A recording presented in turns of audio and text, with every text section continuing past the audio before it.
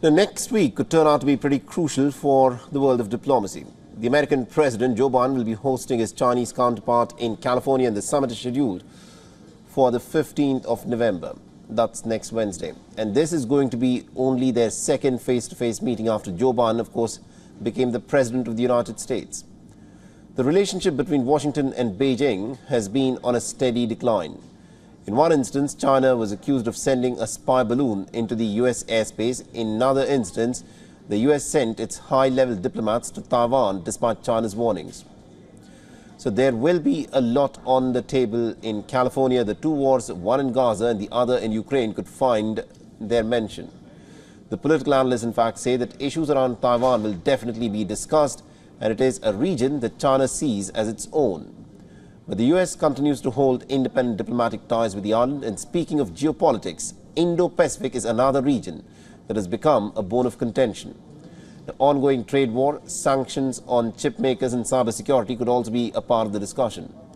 The U.S. claims that it is determined to restore the channels, but in the past, Joe Biden has also targeted Xi Jinping by calling him a dictator.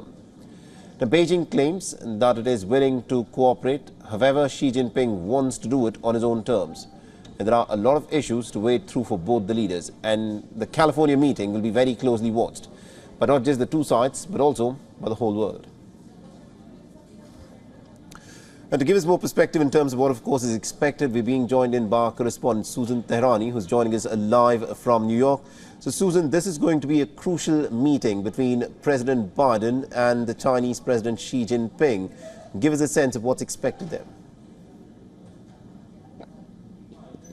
Well, Mohammed, the last time the two leaders met were at the sidelines of the G20 summit in Bali, Indonesia, back in November of 2022. So you can see it's been a good 12 months and how things have changed in the past 12 months between the two sides. While they did talk about expanding cooperation and more open discussion at that meeting, things haven't really been smooth sailing. So the United States hopes to open those channels of communication, notably when it comes to defense, between the two sides. And, you know, of course, it also comes at a time when just now we're seeing that the Secretary of State and the Defense Secretary, they're on this sort of zigzag tour across Asia, trying to really convince allies that Indo-Pacific is their priority.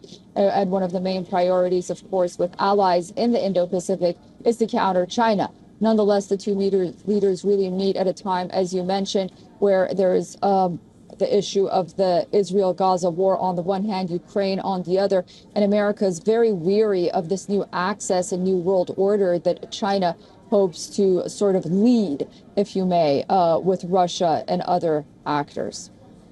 Absolutely indeed, Susan. Thank you very much indeed for joining us and getting us those insights there. WION is now available in your country. Download the app now and get all the news on the move.